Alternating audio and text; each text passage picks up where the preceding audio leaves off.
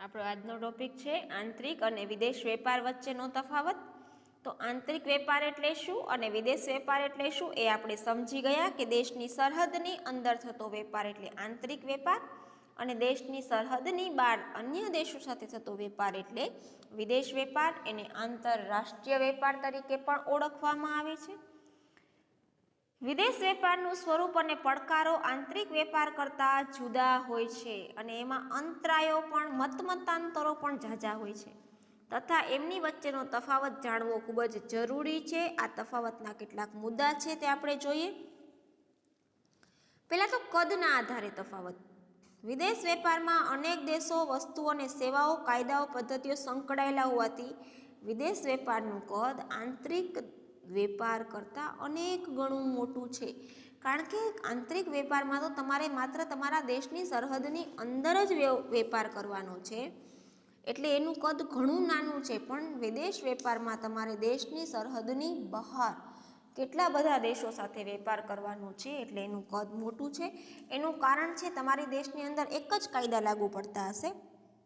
જ્યારે તમે દેશની સરહદની બહાર જશો ત્યારે જુદા જુદા દેશના અન્ય કેટલા બધા કાયદાઓ લાગુ પડતા હશે. વિવિધ ચલણો અને ચૂકવણીની પદ્ધતિઓ. આંતરિક વેપારમાં તમારે એક ફાયદો છે કે તમારા ભારતનું નાણું છે એમાં જ તમે વિનિમય કરી શકો છો. બરાબર, એક બેંકમાંથી બીજી બેંકમાં તમે નાણાં ટ્રાન્સફર કરી શકો છો. પોતાનું જ ચલણ અમલમાં હોવાથી ચૂકવણીની કંઈ મુશ્કેલી ઊભી થતી નથી. પણ વિદેશ વેપારમાં પોતાના દેશનું ચલણનું કોઈ સર્વ સ્વીકૃત આંતરરાષ્ટ્રીય ચલણમાં રૂપાંતર કરવું પડે. પહેલાં તો તમારે અન્ય દેશ સાથે વેપાર કરવો હોય તો પોતાના નાણાંને પહેલાં આંતરરાષ્ટ્રીય ચલણમાં રૂપાંતરિત કરવું પડે અને એમાં પણ જો આંતરરાષ્ટ્રીય ચલણ મોંઘું હોય તો તમને ઘણીવાર વસ્તુ મોંઘી પડે છે, એનું પણ ધ્યાન રાખવું પડે. હુંડિયામણના દરોની જાણકારી રાખવી પડે. જે તે દેશના કાયદાઓ મુજબ એની પરવાનગી લેવી પડે. વળી આયાતકારો અને નિકાસકારો પોતાના દેશની બેંક પાસે ચૂકવણી કરવા માટે શાખનું પ્રમાણપત્ર પણ મેળવવું પડે. વિદેશ વેપાર કરતા હોય તો તમારે આયાતકારો એટલે કે જે વસ્તુ મગાવે છે એ અને નિકાસકારો એટલે ભારતની બહાર જે વસ્તુ મોકલે છે એ પોતાની દેશની બેંક પાસેથી શાખનું પ્રમાણપત્ર પણ મેળવવું પડે. જ્યારે આંતરિક વેપારમાં એવું કંઈ હોતું નથી. આંતરિક વેપારમાં ગમે તે રાજ્યમાં જઈ અને ગમે તે શહેરમાં જઈ વેપારની લેવડ દેવડ કરી શકે છે. નાણાંનો વિનિમય સાથે સાથે વેપાર પણ કરી શકે છે. ભાષા, સંસ્કૃતિ અને સમાજ અંગેના તફાવતો. આંતરિક વેપારમાં વિનિમય એક સમાન ભાષા, સંસ્કૃતિ અને સામાજિક વ્યવસ્થામાં થાય છે, પરંતુ વિદેશ વેપારમાં તો દેશમાં ભાષા બદલી જાય, સંસ્કૃતિ બદલી જાય અને સમાજ પણ જુદો જુદો હોય. એને કારણે કોઈ પણ પ્રજાની લાગણીઓ ન દુભાય એવી રીતે વેપાર કરવો પડે છે. દરેક દેશની જીવનશૈલી અલગ અલગ હોય છે. ત્યાંની આપણે પહેલાં જ વાત કરેલી ત્યાંની અભિરુચિ, ટેવ, એની ફેશન, એ લોકો કેવા પ્રકારનું જીવન જીવે છે, એનું જીવન ધોરણ આપણા કરતાં અલગ છે. એ બાબતને ધ્યાનમાં રાખીને આપણે વેપાર કરવાનો છે. વાહન વ્યવહાર ખર્ચનો તફાવત. વિદેશ વેપારમાં આંતરિક વેપારની સરખામણીએ વાહન વ્યવહાર ખર્ચ ઊંચો જ આવશે અને દેશની હદની બહાર અનેક જાતના વેરા ભરવાના હોય છે. આંતરિક વેપારમાં જે વેરા ભરવા પડે છે એના કરતાં દેશની હદની બહાર વેપાર કરો ત્યારે જે વેરા ભરવા પડે છે એ ઘણા ઊંચા દરે હોય છે.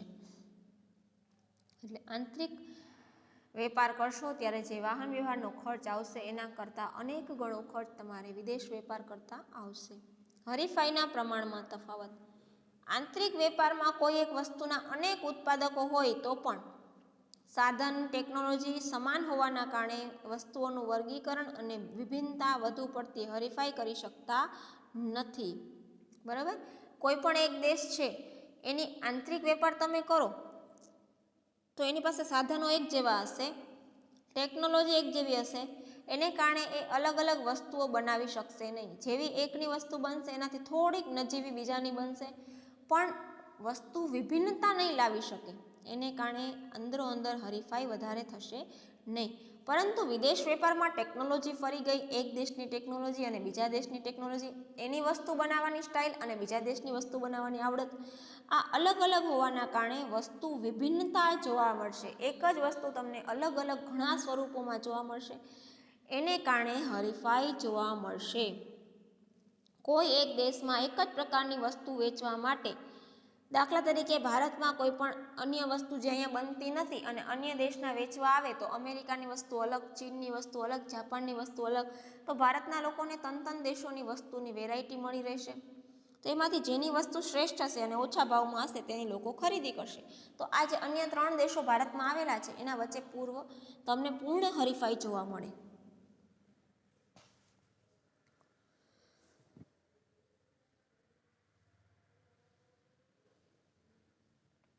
કોઈ દેશમાં એક પ્રકારની વસ્તુ વેચવા માટે જે તે દેશના ઉત્પાદકો અને અન્ય દેશના ઉત્પાદકો બજાર હિસ્સો મેળવવા હરીફાઈ કરતા રહે છે.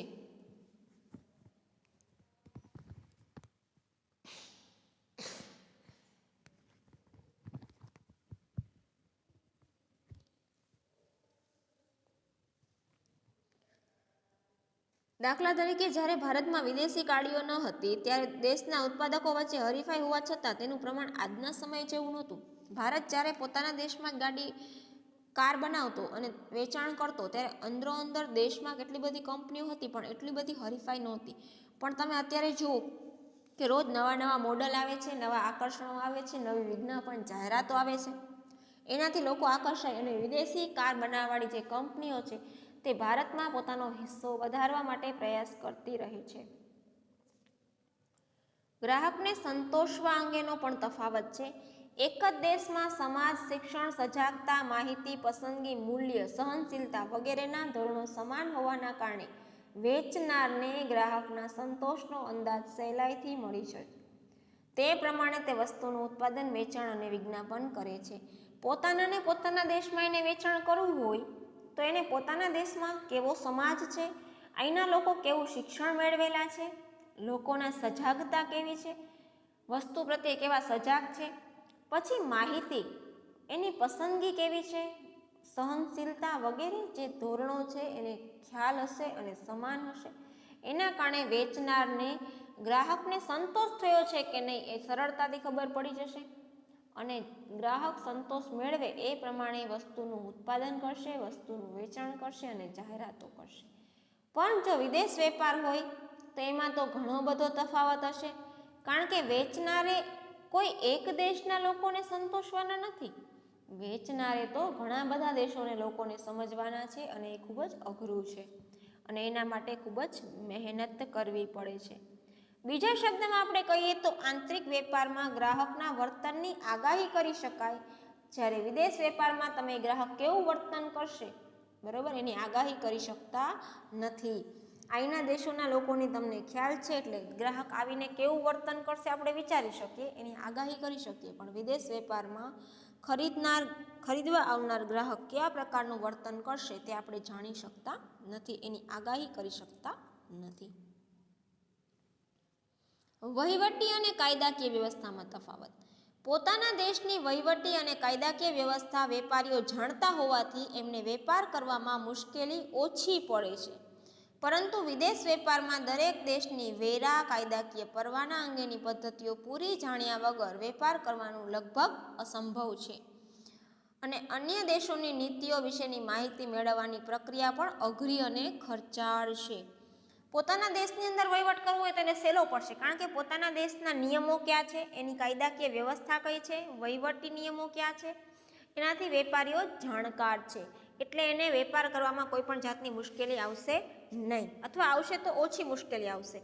પણ વિદેશ વેપારમાં એને અન્ય કેટલા બધા દેશો સાથે વેપાર કરવાનો છે, એટલે દરેક દેશોની જે કાયદાકીય નીતિઓ છે, કાયદાકીય પ્રતિબંધો છે, એના વેરા ઉઘરાવવાની નીતિઓ છે, પછી કોઈ દેશમાં વેચાણ કરવું હોય તો એના પરવાના મેળવવાની આ જે કંઈ પણ બધી પદ્ધતિઓ છે એ વિશિષ્ટ છે, અલગ અલગ છે, એને કારણે વેપાર કરવાનું અસંભવ બને છે અને મુશ્કેલભર્યું બને છે અને અન્ય દેશો સાથે વેપાર કરતાં પહેલાં એની નીતિઓ જાણવી, એની માહિતી મેળવવી, આ પ્રક્રિયામાં પણ ખૂબ જ ખર્ચ થાય છે.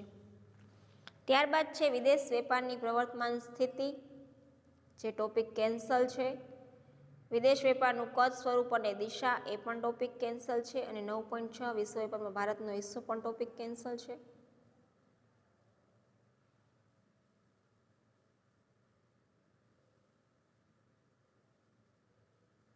આપણે જોઈએ છીએ એના પછીનો ટોપિક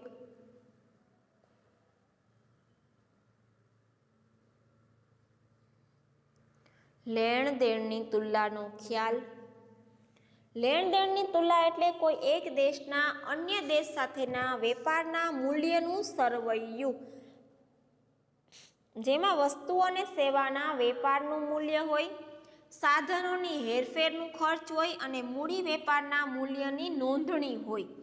લેણ દેણની તુલનાનો ટૂંકો અર્થ સમજીએ તો લેણ દેણની તુલના એટલે આપણે અન્ય દેશ સાથે વેપાર કરીએ છીએ એનું સરવૈયું, એટલે અન્ય દેશોમાંથી કેટલી આવક થઈ અને અન્ય દેશોમાં કેટલી જાવક થઈ એનું જે સરવૈયું છે, એમાં વેપારનું મૂલ્ય, વસ્તુઓનું મૂલ્ય અને સાધનોની હેરફેરમાં કેટલો ખર્ચ થયો આ બધી નોંધણી થાય છે. વર્ષ દરમિયાન દેશની ભૌતિક એટલે કે દ્રશ્ય અને અભૌતિક એટલે કે અદ્રશ્ય આયાત નિકાસનું મૂલ્ય દર્શાવતું હિસાબી સરવૈયું એટલે લેણ દેણની તુલના. આપણને પ્રશ્ન થાય કે ભૌતિક વસ્તુઓની તો આયાત નિકાસ થતી હોય, અભૌતિકની કેવી રીતે થાય? વસ્તુઓ ભૌતિકમાં આવશે અને સેવાઓ અભૌતિકમાં આવશે, બંનેની નિકાસ આયાત શક્ય છે. એટલે આખા વર્ષ દરમિયાન દેશમાં ભૌતિક અને અભૌતિક વસ્તુઓની આયાત નિકાસનું મૂલ્ય દર્શાવતું હિસાબી સરવૈયું એટલે લેણ દેણની તુલના. ભૌતિક કે દ્રશ્ય ચીજો એટલે વસ્તુઓ, ભૌતિક કે અદ્રશ્ય ચીજો એટલે સેવા. પહેલા જ મેં કીધું કે ભૌતિક એટલે વસ્તુઓ અને અદ્રશ્ય એટલે સેવાઓ. લેણ દેણની તુલનાને બે બાજુઓ છે, એટલે કે એક જમા બાજુ અને એક ઉધાર બાજુ. વિદેશ પાસેથી તમને કંઈ આવક થાય તો એને જમા બાજુ નોંધાય, અને વિદેશમાં તમે કંઈ મંગાવો એટલે તમને ખર્ચ થાય એને તમારે ઉધાર બાજુએ નોંધવાના છે. લેણ દેણની તુલનાની બે બાજુઓ, જમા બાજુ અને ઉધાર બાજુ. વિદેશમાંથી તમને કંઈ પણ જાતની આવક થાય તો તમે એને જમા બાજુ દર્શાવો છો, અને વિદેશને તમે કોઈ પણ જાતની ચૂકવણીઓ કરો છો એ તમારો ખર્ચ છે એટલે તમે એને ઉધાર બાજુ દર્શાવશો. લેણ દેણની તુલનાના પ્રકારો. લેણ દેણની તુલનાના પ્રકાર છે સમતોલ અને અસમતોલ. સમતોલ એટલે સરખું અને અસમતોલ એટલે સરખું ન હોય.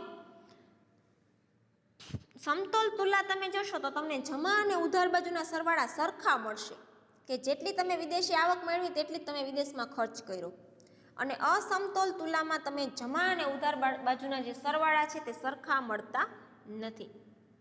ઘણીવાર જ્યારે જમા બાજુનો સરવાળો ઉધાર બાજુના સરવાળા કરતાં વધુ હોય તો લેણ દેણની તુલનામાં પુરાંત છે એમ કહેવાય. પુરાંત એટલે શું? તો કે જમા બાજુનો સરવાળો વધુ, એનો મતલબ કે તમારી વિદેશી હુંડિયામણની આવક વધુ અને ખર્ચ ઓછો.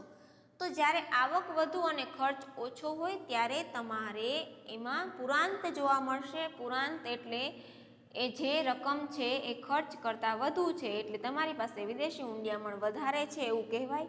એનાથી વિરુદ્ધ જ્યારે ઉધાર બાજુનો સરવાળો જમા બાજુ કરતાં વધારે આવી જાય ત્યારે તમારે એમ માનવાનું છે કે તમારી લેણ દેણની તુલનામાં ખાધ છે. આવક છે એના કરતાં ખર્ચા વધુ જાય તો તમને ખોટ પડશે, એટલે એને ખાધ કહેવાશે. અને જ્યારે નાણું વધારે હશે ત્યારે એને પુરાંત કહેવાશે. ડબલ એન્ટ્રી બુક કીપિંગ પ્રમાણે લેણ દેણની તુલના સમતોલ જ હોય છે, પરંતુ વાસ્તવમાં તેમાં ખાધ અને પુરાંત હોઈ શકે છે. લેણ દેણની તુલનાને સમતોલ દર્શાવવાના બધા દેશો પ્રયત્ન કરતા હોય છે, પરંતુ વાસ્તવની વાત કરીએ તો વાસ્તવમાં એમાં ખાધ હોય અથવા પુરાંત હોય, સમતોલ હોય તેવું શક્ય બનતું નથી. લેણ દેણની તુલનામાં બે ખાતા છે, ચાલુ ખાતું અને મૂડી ખાતું. ચાલુ ખાતું, આ ખાતામાં નીચેની બાબતો માટે જમા અને ઉધાર રકમો નોંધવામાં આવે છે. ભૌતિક વસ્તુઓના વેપારનું મૂલ્ય, ભૌતિક વસ્તુઓની નિકાસ કમાણી જમા બાજુ અને ભૌતિક વસ્તુઓની આયાત પાછળનો ખર્ચ ઉધાર બાજુ. ચાલુ ખાતામાં તમારે ઉધાર જમા રકમો નોંધવામાં આવે છે. એમાં આપણે ખ્યાલ જ છે કે આવક જમા બાજુએ અને ખર્ચ ઉધાર બાજુએ. એટલે તમે જે આયાત પાછળ ખર્ચ કરો છો તે ઉધાર બાજુ અને નિકાસ કરીને જે કમાણી મેળવો છો તે જમા બાજુ. આ વિભાગના સરવાળાને વેપાર તુલના કહે છે. દેશમાં ભૌતિક વસ્તુની આયાત ચૂકવણીઓ ભૌતિક વસ્તુઓની નિકાસ કમાણી કરતાં વધુ હોય ત્યારે વેપાર તુલનામાં ખાધ આવે છે, અને એનાથી ઉલટું હોય તો વેપાર તુલનામાં પુરાંત આવે છે. તમારી ભૌતિક વસ્તુઓની આયાત કરતાં ભૌતિક વસ્તુઓની નિકાસ વધારે હોય તો એમાં પુરાંત છે, અને એનાથી ઉલટું તો એમાં ખાધ છે. ટૂંકમાં તમારે એટલું જ યાદ રાખવાનું છે કે આવક કરતાં ખર્ચા વધારે હોય તો ખાધ અને ખર્ચા કરતાં આવક વધારે હોય તો પુરાંત. અભૌતિક વસ્તુ અદ્રશ્ય એની નિકાસ કે આયાતથી થતી આવક જાવકની નોંધ પણ ચાલુ ખાતામાં જ થાય છે. અને ભૌતિક અને અભૌતિકના સંયુક્ત સરવાળાને ચાલુ ખાતાની તુલના કહેવામાં આવે છે. ત્યારબાદ જોઈએ મૂડી ખાતું. આ ખાતામાં એક દેશના અન્ય દેશ સાથેના મૂડી વ્યવહારોનું મૂલ્ય નોંધાય છે. મૂડી વ્યવહારો કોને ગણવામાં આવશે? તો કે જેવા કે બોન્ડ, શેર, સોનું અને મૂડી. આ પ્રકારનું જે ધિરાણ છે એને સ્થાયી મૂડીરોકાણ કહેવાય અને એને મૂડી ખાતામાં નોંધવામાં આવશે.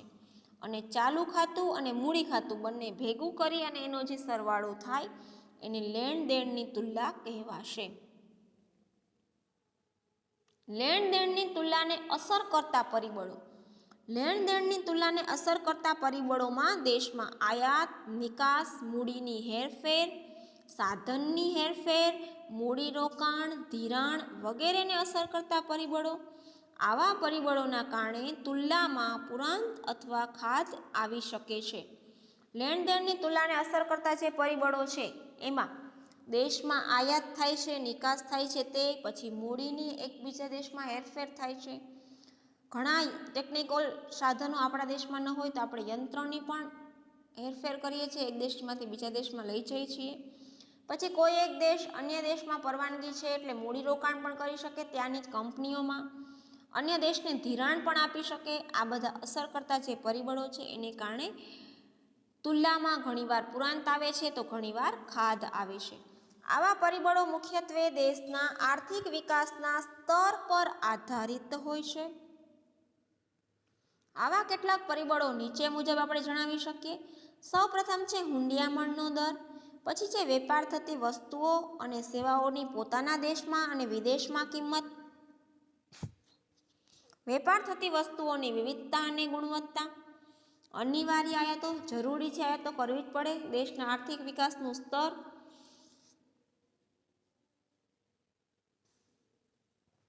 વેપાર અને રાજકીય અને કાયદાકીય અંકુશો, વેપારને આધાર આપતી સવલતો, વાહન વ્યવહાર, સંદેશા વ્યવહાર અને અન્ય આંતરમાળખાકીય સુવિધાઓ.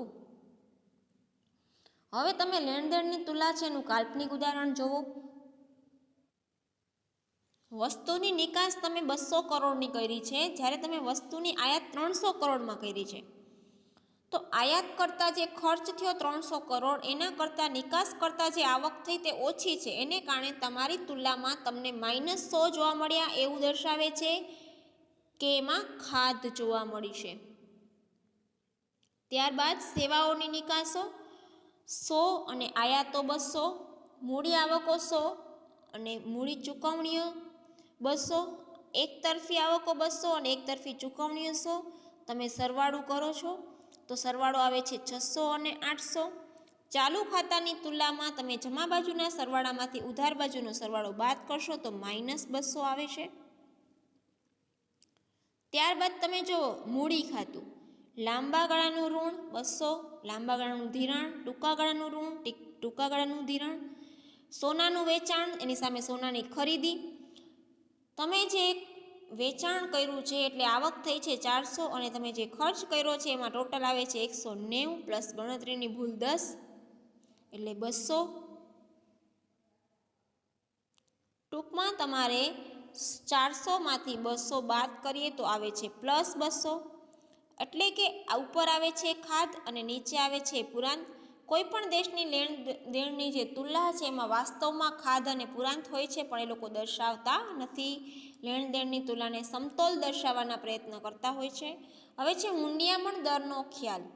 જ્યારે ભારતીય નાગરિકો વિદેશ ફરવા જાય છે ત્યારે તેઓ ભારતના ચલણમાં ખરીદી કરી શકતા નથી.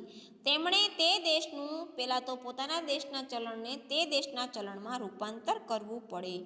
તેમજ જ્યારે ભારતમાં કોઈ આયાતકાર વિદેશી વસ્તુઓની આયાત કરે ત્યારે પણ તેણે ચૂકવણી પહેલાં તો પોતાના ચલણમાં એટલે કે આંતરરાષ્ટ્રીય જે સર્વ સ્વીકૃત ચલણ છે એમાં રૂપાંતર કરવું પડે અને ત્યારબાદ જ વિદેશી હુંડિયામણ ચલણ થયા એનું ફેરફાર થયા બાદ જ સ્વીકૃત બને. એટલે કે ભારતની વિદેશી હુંડિયામણની માંગ દર્શાવે છે.